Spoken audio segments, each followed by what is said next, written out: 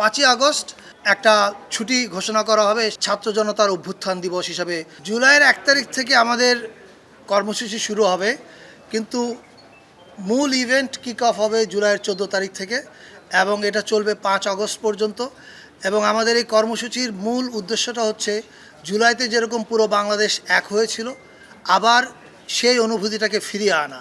সেই অনুভূতিটা আমাদের মধ্যে আছে, জাস্ট রিইনফোর্স করা সেটাকে। এবং এটার জন্য বেশ কিছু কর্মসূচি নিয়ে কাজ চলছে।